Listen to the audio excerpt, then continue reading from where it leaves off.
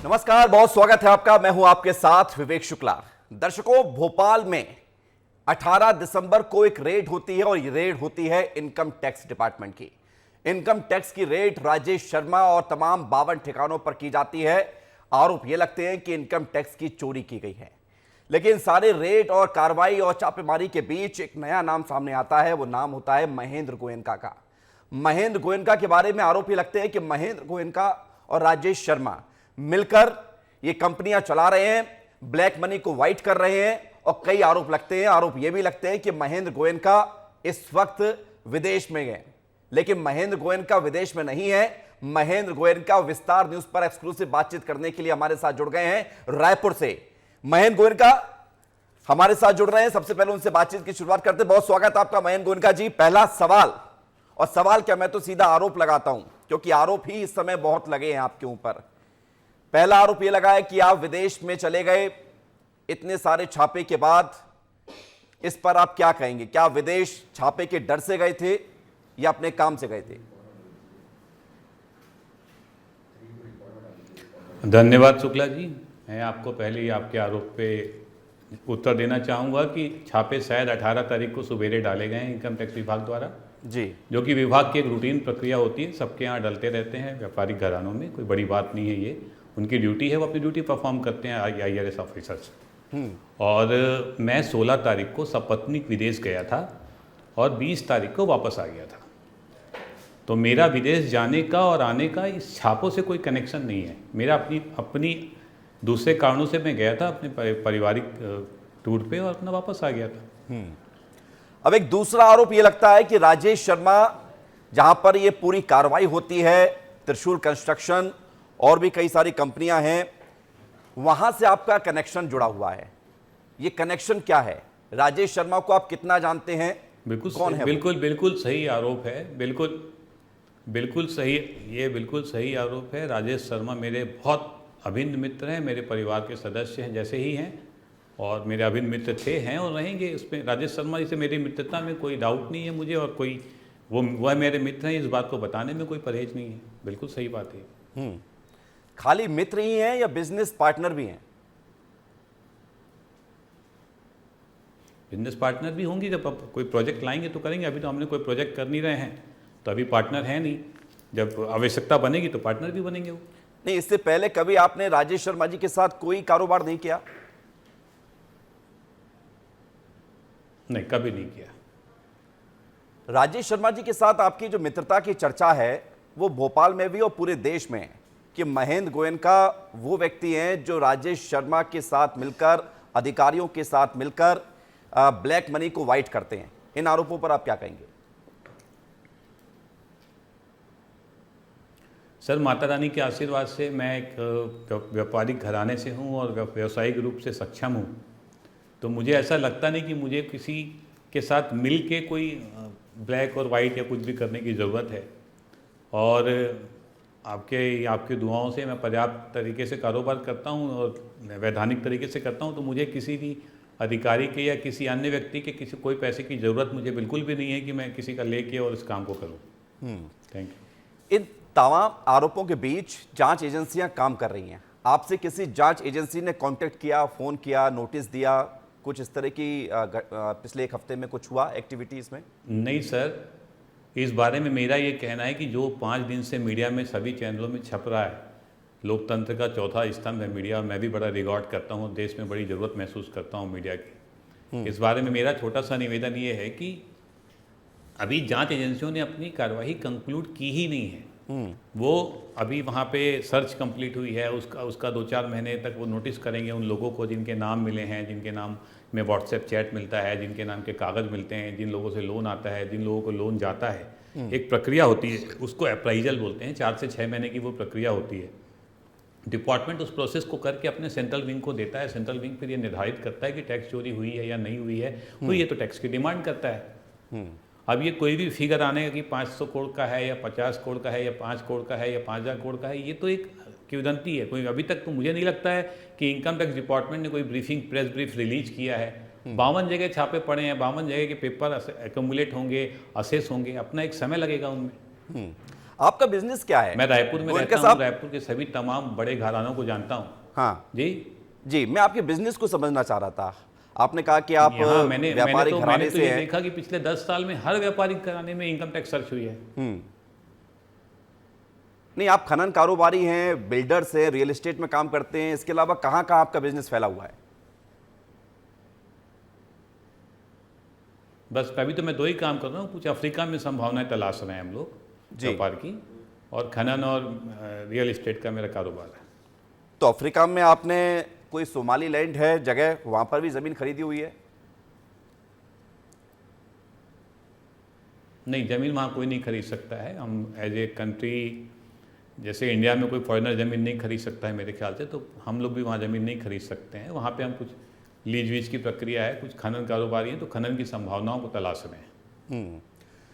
एक सवाल मेरा ये भी है महेंद्र गोयनका जी कि जब ये सारी घटनाक्रम चल रहा था राजधानी भोपाल में, एक और नाम सामने आता है, वो नाम आता है सौरभ शर्मा का।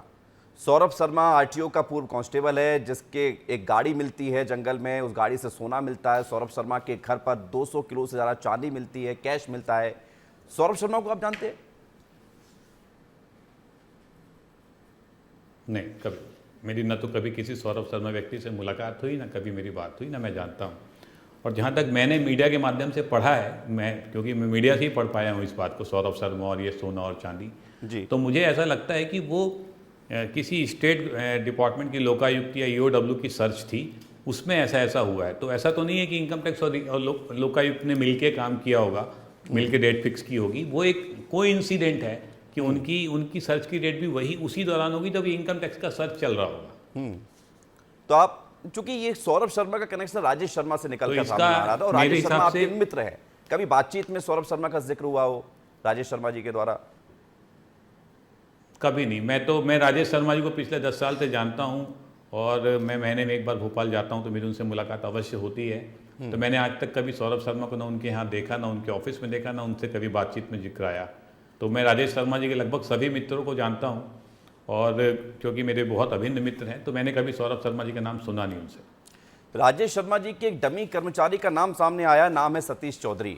आप उनके मित्रों को जानते हैं, तो क्या ये नाम जानते हैं? हाँ, जानता हूँ। सतीश उनका एम्प्लॉई है, मैं जानता हूँ। तो अब इनके ऊपर आरोप ये लगे हैं कि सतीश चौधरी ही हस्ताक्षर कराते थे, कामकाज संभालते थे। क्या गलत है?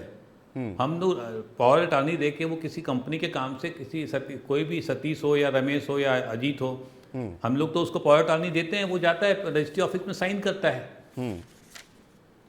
अब कोई भी व्यक्ति जिसकी बहुत सारी प्रॉपर्टियां होंगी या नहीं होंगी, कोई भी रियल एस्टेट का डायरेक्टर होगा, या भोपाल में भी बहुत सारी कंपनी होंगी, तो क्या उस कंपनी का एमडी या मालिक या डायरेक्टर दिन भर रजिस्ट्री ऑफिस में खड़ा रहेगा क्या रजिस्ट्री कराने के लिए? अपने स्टाफ के नाम पे पावर अटॉर्नी दे के उसको रजिस्ट्री ऑफिस दस्तखत करने के लिए भेजना कौन सा गलत है? जब वो कानूनी रूप से वैध है तभी तो भेज पा रहे हैं ना। अगर वो वैध नहीं होता उसको भेजना, तो कोई राजेश शर्मा जी किसी सतीश चौधरी को भेज पाते क्या?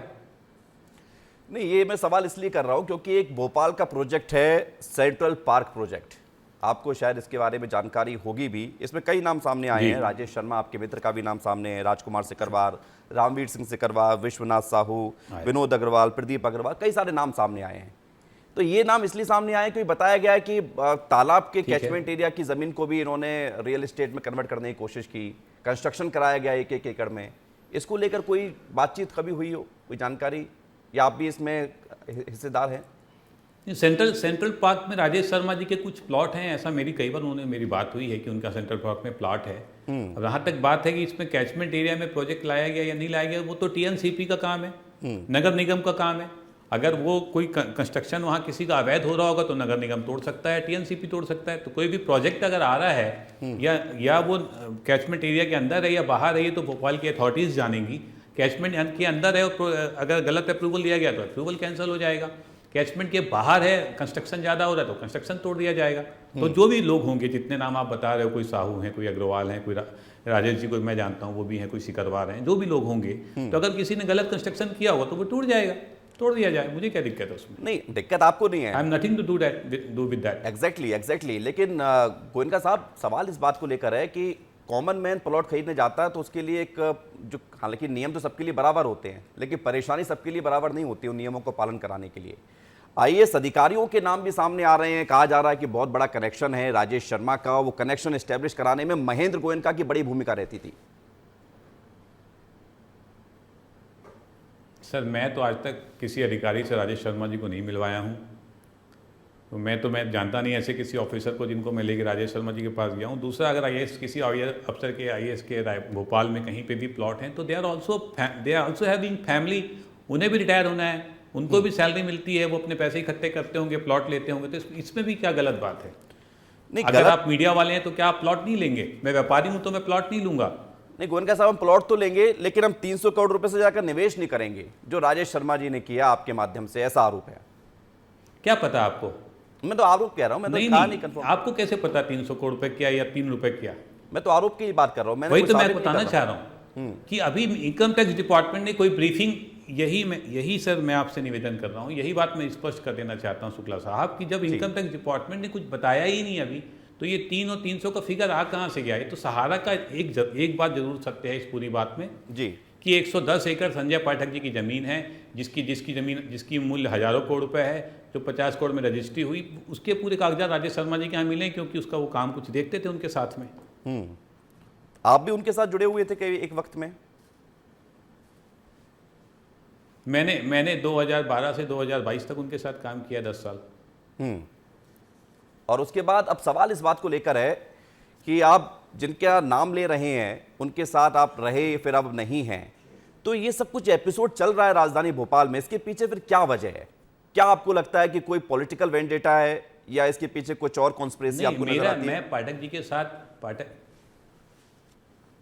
देखिए साहब, दोनों अलग अलग बात है। पहली बात, मैं पाठक जी के साथ था, मैं पाठक जी के साथ नहीं हूं। मेरे उनके संबंध कैसे थे और मेरे उनके संबंध कैसे हैं, ये मेरा उनका एक अलग विषय है। इस बात का इन छापों से कोई लेना देना नहीं है। दूसरी बात करते हैं इनकम टैक्स छापों की। इनकम टैक्स विभाग साल में भोपाल में 10-15 छापे डालता होगा, हर जगह वो अपने काम करता होगा। वो आईएएस ऑफिसर की इन्वेस्टिगेशन विंग होती है, वो अपनी ड्यूटी परफॉर्म करते हैं, तो वो तो उनका ऑफिशियल विंग है। उस विंग का नाम है income tax department investigation wing. उसके एडिशनल कमिश्नर, जॉइंट कमिश्नर सब होते हैं, वो अपनी ड्यूटी परफॉर्म करते हैं, तो वो तो सर्च करते ही रहते हैं। ऐसा अभी राजेश शर्मा जी के यहाँ होगी, कल किसी और के यहाँ होगी, परसों किसी और के यहाँ होगी, नरसों किसी और के यहाँ होगी। ये तो एक वैधानिक प्रक्रिया चलती रहेगी। लेकिन महेंद्र गोयनका जी, आपकी कंपनी के प्रोफाइल में देख रहा था, उसमें कई सारी कंपनीज के नाम हैं, जैसे कि Nisarg Ispat private limited, Nisarg international private limited, Rensa mining, ZP और प्राइवेट लिमिटेड, तिरुपति जेम्स, और भी हो सकती हैं। अभी तक तो ये 5-6 कंपनियों के नाम सामने आए हैं, लेकिन कुछ शेल कंपनी भी आपने बनाई है, ऐसा भी आरोप लग रहा है। क्या उन शेल कंपनियों के माध्यम से आप पैसे को ब्लैक से वाइट करते थे? सर सेल कंपनी कैसे हो सकती? नहीं, सेल कंपनी क्या होती है? मुझे कृपया ये बताना चाहेंगे आपकी सेल कंपनी होती क्या है? क्या प्लीज आप मुझे बता सकते हैं? शेल मेरी कंपनी जानकारी भी अपग्रेड हो जाएगी। देखिए, मैं जितना जानता हूं, अगर मैं किसी कंपनी का मालिक नहीं हूं, लेकिन शेल कंपनी का मतलब ये जहां तक बताया जाता है कि एक कंपनी होती है जो नंबर 1 में सारे काम करती है, एक कंपनी होती है जो डमी कंपनी के तौर पर काम करती है, जिसे शेल कंपनी कहा जाता है। और इसलिए गवर्नमेंट ऑफ इंडिया ने हजारों शेल कंपनियों को बंद भी किया। बिल्कुल, मैं आपको स्पष्ट कर देना चाहता हूं, पहले ये सब होता था जब ये सब ऑनलाइन प्रक्रिया नहीं थी, लोग कई कंपनी बनाते थे और उस कंपनियों को शो नहीं करते थे। अभी आप जिन कंपनियों का, आप 5-6 कंपनियों का नाम लिया, जैसे ही मेरा टिन नंबर आप डालेंगे, महेंद्र गोयनका ही लिखेंगे गूगल में, तो इतनी डिटेल आ जाएगी कि मैं किस कंपनी में डायरेक्टर था और किस कंपनी में डायरेक्टर नहीं हूँ। या मेरा परिवार या मेरे मित्र के कोई भी नाम डालेंगे तो वो किस कंपनी में डायरेक्टर हैं, शेयर होल्डर हैं या नहीं है, वो लिस्ट एमसीए के पोर्टल में जनरली अवेलेबल है। मतलब उस पर कोई लॉगिन की भी जरूरत नहीं है, उस पर कुछ पे करने की जरूरत भी नहीं है। ये एक इंटरनेट के पोर्टल पे उपलब्ध सामान्य डेटा है। कोई सेल कंपनी नाम की चीज 2016 के पहले हुआ करती थी, अब कोई सेल कंपनी नहीं होती है। नहीं, 2016 के पहले भी अगर हुआ करती थी तो महेंद्र गोयनका की 2016 के पहले कोई शेल कंपनी थी? नहीं, मेरी कोई सेल कंपनी नहीं थी, नथिंग, नेवर। एक जानकारी और है, गूगल पे तो के व्यापारिक अनुभव में मेरे ऊपर कोई 1 रुपए का भी जी नहीं, आपके ऊपर आरोप तो बहुत है। महेंद्र गोयनका फर्श से अर्श पर पहुंचे हैं, मोटरसाइकिल से चलते थे, ये भी आरोप लगाए जाते हैं, और आज हजारों करोड़ों के मालिक हैं। इन आरोपों पर क्या कहेंगे आप? सर मैं तो सोचता हूँ ये तो एक जर्नी होती है। मैं फर्श से अर्श पे एक व्यापारिक घराने से हूँ, कभी तो अर्श पे नहीं, ये फर्श बात पे तो सच है कभी कि था आपके नहीं। पास मोटरसाइकिल हुआ करती थी बोर्न सिर्फ। But up with a silver spoon only. Motorcycle का शोरूम हुआ करता था सर हीरो होंडा का, जो आज भी है। मेरा छोटा भाई देखता है गांव में उसको। बताए, हाँ पूरी बात कीजिए ना आगे। कोतमा गोयनका जी, शहर में हमारा 50-60 साल पुराने बंगले और फार्म हाउस हैं जी। आपके भाई भी हैं मनीष गोयनका जी, आपके भाई हैं मनीष गोयनका जी। मनीष गोयनका, तो मनीष गोयनका जी पर भी जी। आरोप लगे हैं इससे पहले कि वो ब्याज पर पैसा देते थे और उसके चलते एक दलित परिवार ने सुसाइड किया था। फिर उनके बेटे को जिला बदर भी किया गया था कलेक्टर के द्वारा। नहीं, झूठे आरोप है, कभी ऐसा नहीं हुआ। कभी किसी ने सुसाइड नहीं किया। कलेक्टर साहब को कुछ कंफ्यूजन हो गया तो उन्होंने कुछ जिला बदर किया था, जिसको तत्कालीन कमिश्नर साहब ने 1 हफ्ते के अंदर कैंसिल कर दिया था। अगर वो जिला बदर सही होता तो उस समय के कमिश्नर साहब कैंसिल क्यों करते उसको। और उनके ऊपर उस दिन भी और आज तक भी, जिस दिन जिला बदर किया गया था उस दिन भी कोई पुलिस मुकदमा नहीं था, और आज भी कोई पुलिस मुकदमा नहीं है पिछले 40 साल के इतिहास में। गोयनका साहब, ये राजेश शर्मा जी के ये साथ सुन के आपको भी बातचीत, आश्चर्य होगा कि कलेक्टर ने जी, राजेश शर्मा जी के साथ आपकी बातचीत कब हुई थी आखिरी बार? इससे पहले जब आप और हम बात कर रहे हैं, इससे पहले मेरी आज सवेरे भी हुई है, कल भी हुई थी, परसों भी हुई थी, 3 दिन छापों के दौरान नहीं हुई थी, उसके पहले भी हुई थी। तो कहाँ है इस वक्त वो और कैसी स्थिति में है? होती है, 365 दिन बात होती है। कहाँ है वो इस समय? बहुत अच्छी स्थिति में अपने घर पे प्रसन्न अवस्था में बैठे, अपनी रूटीन लाइफ एंजॉय कर रहे हैं। अब शायद आपको एक आरोप पर और हंसी आए। मैं आरोप इसलिए इस्तेमाल कर रहा हूं कि खबर ये आए कि जब छापे पड़े तो वो कम कपड़ों में ही फरार हो गए और एक पैर टूटने की भी खबर सामने आई। अब पता नहीं उसमें कितनी सच्चाई आप जानते हैं। पैर फ्रैक्चर है क्या उनका? मैंने भी पेपर में पढ़ा है, मैंने भी पेपर में पढ़ा है कि किसी साहू कि ऐसी थी कि कोई कम कपड़ों में फरार हो गया और उसका पैर टूट गया और वो अभी हॉस्पिटल में एडमिट है। मैंने भी ऐसा न्यूज़पेपर में पढ़ा है। कोई साहू जी हैं वो, मैं ये जानना चाहता हूँ कि वो स्वस्थ है ना? पर ऐसा मैंने पेपर में पढ़ा है, न्यूज़पेपर में पढ़ा है। अच्छा, राजेश शर्मा जी के बारे में आप पिछले 10 साल से उनके साथ जुड़े हुए हैं? ओके, राजेश शर्मा जी के साथ आप 10 साल से जुड़े हुए हैं। उनकी जर्नी के बारे में कुछ बता सकते हैं कि कैसे उन्होंने शुरुआत की अपने कारोबार की? उनके फादर यहाँ पे डिप्टी कलेक्टर थे भोपाल में। ही बिलोंग्स टू होशंगाबाद, और ज़मीनों का अपना छोटा मोटा कारोबार करते हैं। ज़मीनें लेते हैं, ज़मीनें बेचते हैं अपना, बस उनका वेल व्यवस्थित कारोबार है उनका। मतलब कारोबारी हैं, छोटा मोटा कारोबार। मुझे लगता नहीं कि भोपाल में किसी भी व्यक्ति या किसी भी अफसर का उनका 1 रुपये का भी लेन देन उनका किसी का खराब होगा, या किसी को उन्होंने आज तक किसी ने राजेश शर्मा जी को चाय भी पिलाई होगी, ऑब्लिगेशन किया होगा, तो मुझे ऐसा नहीं लगता कि ऐसा हुआ होगा। अच्छा गोयनका साहब, एक सवाल और है कि आईएएस अफसरों के साथ आप दोस्ती से इनकार कर रहे हैं, लेकिन जब इतने बड़े लेवल पर काम होते हैं तो अफसरों की मदद तो चाहिए होती है। कई सारी फाइल्स होती हैं जिन्हें पास कराना पड़ता है, तो इस दौरान कोई मित्र नहीं बना आईएएस आपका? सर मैं भोपाल महीने में 1 दिन जाता हूँ तो मित्र कहाँ से बनेंगे? पहली बात तो ये है, मित्रता को समय चाहिए होता है। तो वो 1 महीने में 1 दिन जाता हूँ और उस दिन मुझे 3-4 दफ्तरों में जाना होता है। तो अपने कंसर्न ऑफिस में गया, और उसमें भी हर 2 साल में वो आईएएस ऑफिसर बदल जाते हैं। मैं माइनिंग का काम करता हूँ, 2012 से देख रहा हूँ तो कम से कम 15 माइनिंग सेक्रेटरीज बदल चुके हैं। तो हमें तो हर बार नए ऑफिस में जाके पर्ची दे के मिलना है। और रूटीन में आजकल ऑक्शन में माइंस मिलती है, ऑक्शन में सारे काम होते हैं, ई पोर्टल पे सारा काम है, ट्रांसपेरेंसी है पूरी की पूरी। तो मेरे ख्याल से मुझे ऐसा लगता ही नहीं कि हमको किसी अतिरिक्त मदद की अब ज़रूरत होती होगी, कि मेरे अलावा किसी भी खनन कारोबार को ज़रूरत होती होगी। नहीं, ये सवाल मैंने पूछा आपसे क्योंकि अब इससे जुड़ा हुआ अगला आरोप ये है कि आप तमाम आईएएस अफसरों को जानते हैं, कईयों के बेहद खास मित्र हैं, और उनका पैसा आपने कंपनियों में लगवाया है, पैसा कई गुना किया गया है, और इस तरह की चर्चा है मार्केट में। सर पूरे के पूरे झूठे आरोप है, निराधार आरोप है। पहली बात, किसी का कोई पैसा किसी कंपनी में अब लगाया जाना संभव नहीं होता है। मेरे कंपनियों में जितना भी पैसा है उसका 40% इनकम, 33%, 35%, 30% जो भी इनकम टैक्स की स्लैब होती है वो दे के दिया हुआ पैसा है। मेरे या मेरी किसी भी कंपनी में आज की डेट पे 1 रुपये का भी ना तो आयकर बकाया है, ना ही कोई आयकर का नोटिस भी है। होता रहता है, डिमांड खड़ी हुई थी प्रीवियस में, पास्ट में, वो सब कुछ खत्म हो चुकी, अपील में सब कुछ जीरो हो चुकी। और यहाँ मैंने किसी आईएएस अफसर से आज तक 1 रुपये का न लेन देन किया है, ना मैंने किसी को दिया है, ना किसी ने मुझे दिया। आपने कारोबार अपना कहाँ कहाँ ज़्यादा फैला रखा है? रायपुर में तो आप इस्टेब्लिश हैं, आप साउथ अफ्रीका में भी अपने आप को और ज़्यादा एक्सप्लोर कर रहे हैं। मध्य प्रदेश में आपके कारोबार कहाँ कहाँ हैं? विंध्य में है, कटनी में है, जबलपुर में है या भोपाल में, कहाँ ज़्यादा है?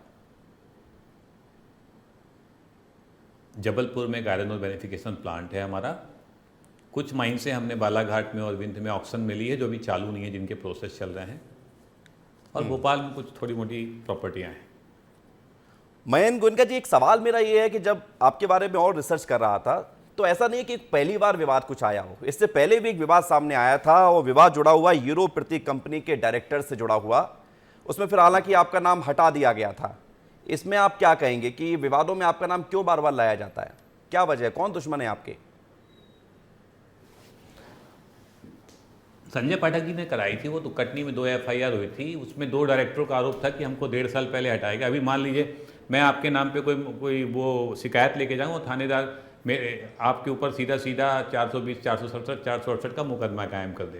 तो ऐसा हुआ है 2 केसेस में, और वो केस अभी पेंडिंग है। हमने एक पिटीशन लगाई है CBI जांच की हाई कोर्ट में। अगर CBI जांच हमारी एक्सेप्ट होगी तो उसमें बहुत सारे सफ़ेदपोश चेहरे जो अभी अपने आप को बहुत प्रतिष्ठित मान रहे हैं, हो सकता है, और बहुत ऊंचे ओहदों में बैठे हुए, उन्हें कितने चेहरे हैं ऐसे? गोयनका साहब जल्दी से बता दीजिए, सच को सामने कितने लाने चेहरे का हैं पूरा ऐसे? प्रयास करेंगे। एक चेहरा तो आप बार बार नाम ले रहे हैं, कितने चेहरे ऐसे हो सकते हैं? उन्हीं के साथ कुछ अधिकारियों का मिलन होगा जिन्होंने मिलकर FIR कराई होगी, फर्जी FIR हुई होगी, जिन्होंने ये सब ठीक है, आप कराया जांच होगा। में सहयोग उनके करेंगे? चार्टर्ड काफी सवाल मेरा ये, अकाउंटेंट जांच में सहयोग कुछ करेंगे? अगर उनके- कंपनी, अगर एजेंसी आती है इनकम टैक्स या कोई और, तो जांच में सहयोग करेंगे? आप तैयार बैठे सवालों का सामना करने के लिए? मैं भारत देश का बहुत मैं इस देश का नागरिक हूँ और बहुत अपनी मिट्टी को और अपने देश को रिस्पेक्ट करता हूँ, अधिकारियों के काम को रिस्पेक्ट करता हूँ, और मैं चाहूँगा कि मेरा सहयोग लिया जाए, और मैं उस सहयोग में कुछ अपने से आगे बढ़ के ही हेल्प करना चाहूँगा। जी, बहुत बहुत धन्यवाद, बहुत बहुत शुक्रिया महेंद्र गोयनका जी, हमारे साथ जुड़ने के लिए। आपने तमाम आरोपों पर जवाब दिए और अपने आप को पाक साफ घोषित करने की कोशिश की है, आरोपों को झूठा बताया है। अब इन सब के बीच हम यही उम्मीद करते हैं कि सच्चाई सामने आनी चाहिए। बहुत बहुत शुक्रिया आपका विस्तार न्यूज़ से बातचीत करने के लिए। धन्यवाद। तो महेंद्र गोयनका, जो कि राजेश शर्मा के करीबी हैं, वो खुद बता रहे हैं, और राजेश शर्मा जहां पर एक पूरी कार्रवाई हुई इनकम टैक्स की, नाम सामने आया, कई सारे आरोप लगे कि वो देश छोड़ गए, लेकिन अब सारे आरोपों के जवाब हमने पूछ लिए हैं, जो आपके सामने जवाब के तौर पर हैं। बहुत बहुत धन्यवाद हमारे साथ जुड़ने के लिए। छोटा सा ब्रेक, खबरें लगातार जारी है, बने रहिए विस्तार न्यूज़ के साथ।